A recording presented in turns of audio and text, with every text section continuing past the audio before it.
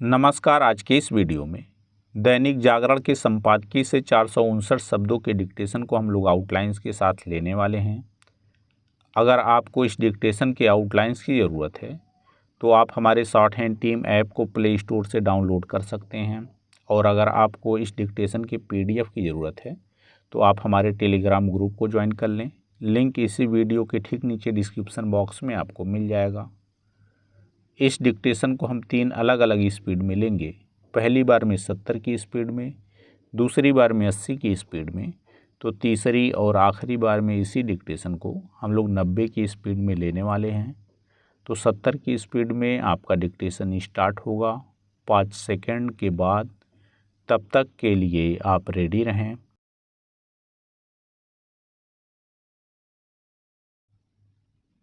Start. Medical कॉलेजों में प्रवेश की परीक्षा नीट को लेकर उठे गंभीर सवालों के बीच नेशनल टेस्टिंग एजेंसी यानी NTA की ओर से कराई गई UGC नेट परीक्षा को रद्द किया जाना शर्म का विषय है। क्या इससे शर्मनाक और कुछ हो सकता है कि 18 जून को UGC नेट की परीक्षा हुई और 24 घंटे के अंदर खबर आ गई कि उसका प्रश्न पत्र लीक हो गया। यह परीक्षा इसलिए रद्द करनी पड़ी क्योंकि उसके प्रश्न पत्र मैसेजिंग ऐप टेलीग्राम पर उपलब्ध पाए गए। इसका अर्थ है कि NTA ने नीट में अनियमितता की शिकायतों से कोई सबक नहीं सीखा। UGC नेट परीक्षा रद्द करने से तो यह भी संदेह होता है कि NTA के तंत्र में ही कुछ ऐसे लोग शामिल हैं जो धांधली करते अथवा कराते हैं। यह संदेह इसलिए होता है क्योंकि एक तो इस संस्था के पास पर्याप्त संख्या बल नहीं, और दूसरे वह अपना अधिकांश काम ठेके पर कराती है, और वह भी ऐसी एजेंसियों के माध्यम से जिनके पास इस तरह का काम करने का कोई अनुभव नहीं है। समझना कठिन है कि जिन परीक्षाओं में लाखों छात्र बैठते हों, उनका आयोजन ठेके पर क्यों कराया जाता है? क्या पैसे बचाने के लिए? आखिर लाखों छात्रों के भविष्य से जुड़ा इतना संवेदनशील कार्य ठेके पर कराना कहाँ की समझदारी है? पैरा। इससे संतुष्ट नहीं हुआ जा सकता कि UGC नेट परीक्षा का प्रश्न पत्र लीक होने की जांच CBI को सौंप दी गई है और शीघ्र दोबारा परीक्षा कराने का आश्वासन दिया गया है। इस परीक्षा में 9 लाख से अधिक छात्र बैठे थे। आखिर दोबारा परीक्षा देने के लिए विवश इतने अधिक छात्रों के समय और संसाधन की बर्बादी के साथ उन्हें जिस मानसिक पीड़ा का सामना करना पड़ेगा उसकी भरपाई कौन करेगा और कैसे। एक के बाद एक परीक्षाओं की विश्वसनीयता को लेकर उठने वाले प्रश्न एनटीए के साथ साथ शिक्षा मंत्रालय और साथ ही केंद्रीय सत्ता की प्रतिष्ठा को चोट पहुंचा रहे हैं। चूंकि एनटीए की साख ही सवालों से घिर गई है, इसलिए उसकी कार्य प्रणाली में आमूलचूल परिवर्तन करना होगा। उसकी ओर से आयोजित की जाने वाली परीक्षाओं को लेकर भरोसा तब बहाल होगा जब स्वयं उसकी प्रतिष्ठा स्थापित होगी। यह आश्चर्य की बात है कि दर्जनों प्रतियोगी परीक्षाओं के प्रश्न पत्र लीक हो जाने की घटनाओं के बावजूद किसी को यह समझ नहीं आ रहा है कि आखिर प्रश्न पत्रों के कई सेट क्यों नहीं बनाए जा सकते, ताकि यदि कभी एक सेट के प्रश्न पत्र लीक भी हो जाएं, तो देश या प्रदेश भर में परीक्षा रद्द करने की आवश्यकता न पड़े। आज के इस तकनीकी युग में परीक्षा से पहले प्रश्न पत्र छाप कर रखने और फिर उन्हें शहर शहर भेजने की पुरानी व्यवस्था से छुटकारा क्यों नहीं पाया जा सकता। यदि ऐसे प्रश्न अनुत्तरित हैं तो पुरानी भूलों से सबक न लिए जाने के कारण। स्टॉप। दोस्तों, इसी डिक्टेशन को दूसरी बार में हम लोग 80 की स्पीड में लेंगे और आपका समय स्टार्ट होगा 5 सेकंड के बाद। तब तक के लिए आप रेडी रहें।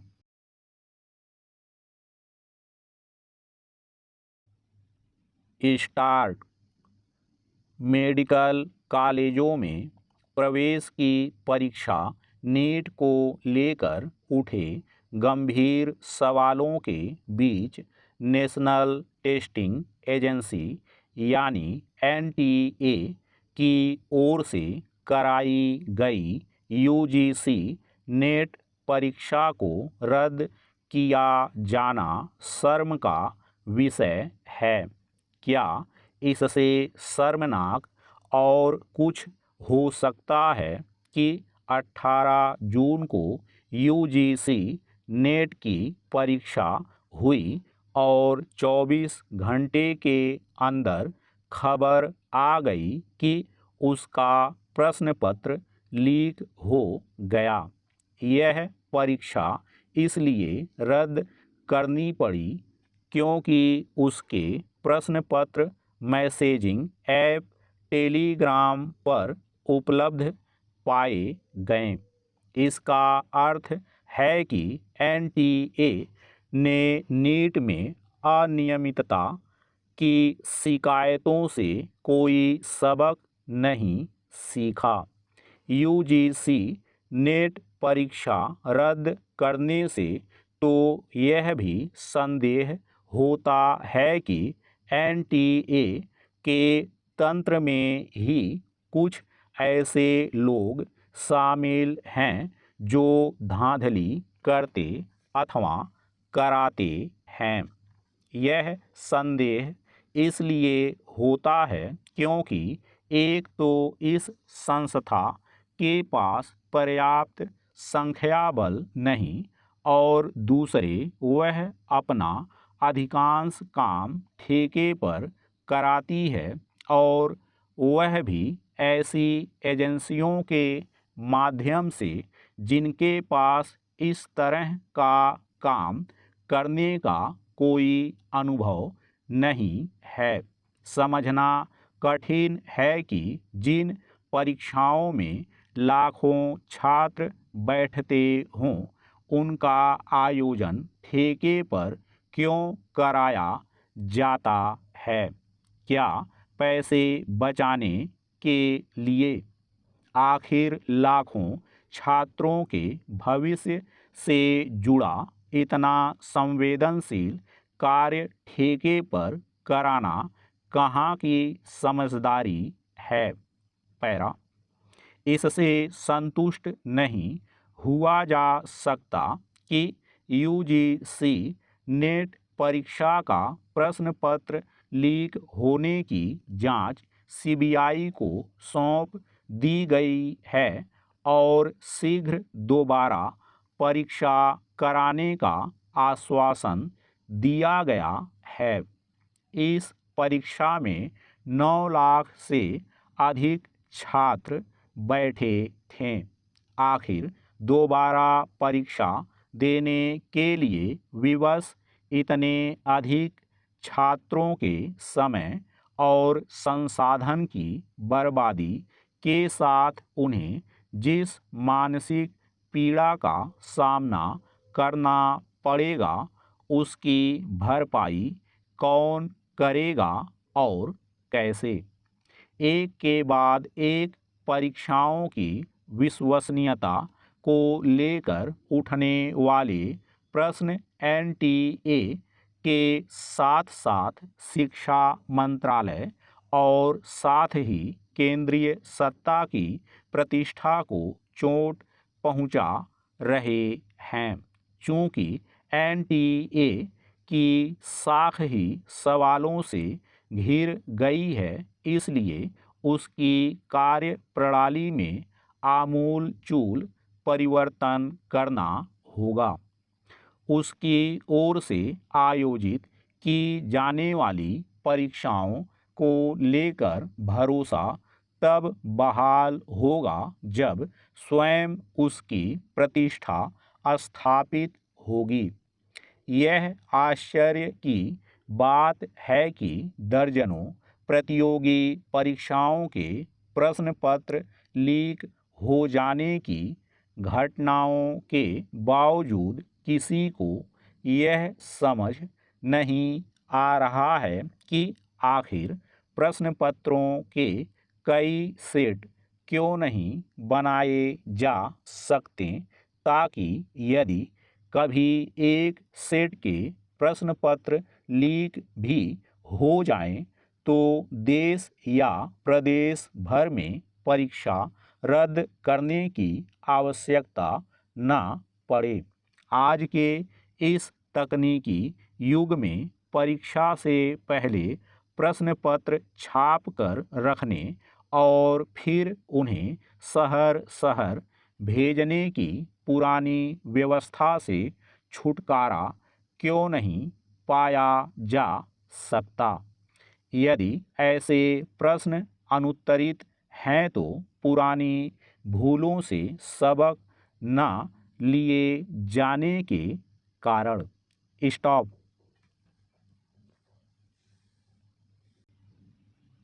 दोस्तों, इसी डिक्टेशन को तीसरी और आखिरी बार में हम लोग 90 की स्पीड में लेंगे और आपका समय स्टार्ट होगा 5 सेकंड के बाद। तब तक के लिए आप रेडी रहें।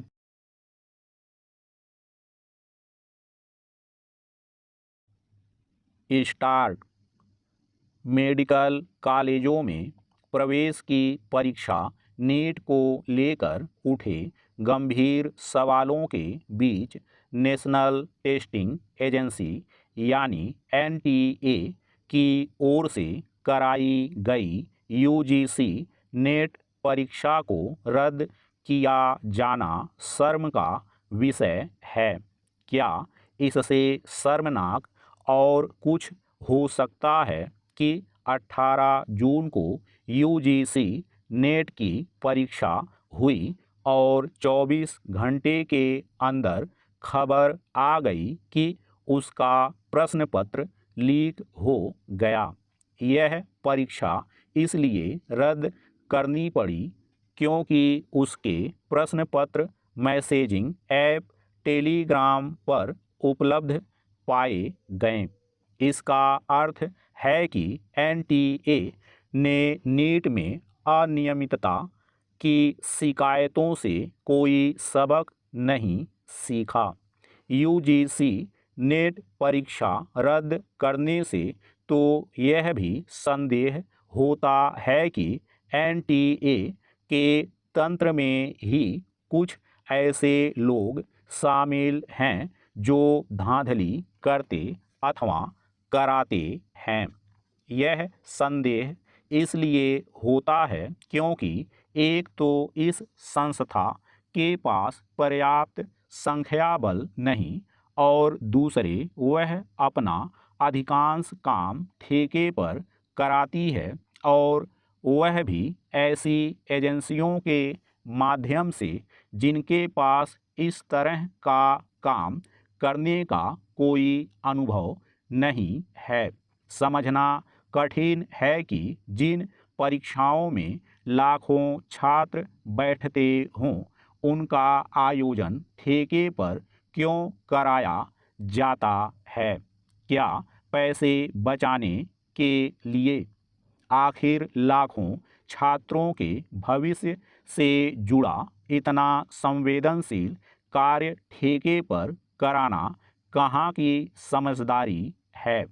पैरा इससे संतुष्ट नहीं हुआ जा सकता कि यूजीसी नेट परीक्षा का प्रश्न पत्र लीक होने की जांच सीबीआई को सौंप दी गई है और शीघ्र दोबारा परीक्षा कराने का आश्वासन दिया गया है। इस परीक्षा में 9 लाख से अधिक छात्र बैठे थे। आखिर दोबारा परीक्षा देने के लिए विवश इतने अधिक छात्रों के समय और संसाधन की बर्बादी के साथ उन्हें जिस मानसिक पीड़ा का सामना करना पड़ेगा उसकी भरपाई कौन करेगा और कैसे। एक के बाद एक परीक्षाओं की विश्वसनीयता को लेकर उठने वाले प्रश्न एनटीए के साथ साथ शिक्षा मंत्रालय और साथ ही केंद्रीय सत्ता की प्रतिष्ठा को चोट पहुंचा रहे हैं। चूंकि एनटीए की साख ही सवालों से घिर गई है इसलिए उसकी कार्य प्रणाली में आमूलचूल परिवर्तन करना होगा। उसकी ओर से आयोजित की जाने वाली परीक्षाओं को लेकर भरोसा तब बहाल होगा जब स्वयं उसकी प्रतिष्ठा स्थापित होगी। यह आश्चर्य की बात है कि दर्जनों प्रतियोगी परीक्षाओं के प्रश्न पत्र लीक हो जाने की घटनाओं के बावजूद किसी को यह समझ नहीं आ रहा है कि आखिर प्रश्न पत्रों के कई सेट क्यों नहीं बनाए जा सकते ताकि यदि कभी एक सेट के प्रश्न पत्र लीक भी हो जाएं तो देश या प्रदेश भर में परीक्षा रद्द करने की आवश्यकता न पड़े। आज के इस तकनीकी युग में परीक्षा से पहले प्रश्न पत्र छाप कर रखने और फिर उन्हें शहर शहर भेजने की पुरानी व्यवस्था से छुटकारा क्यों नहीं पाया जा सकता। यदि ऐसे प्रश्न अनुत्तरित हैं तो पुरानी भूलों से सबक न लिए जाने के कारण। स्टॉप।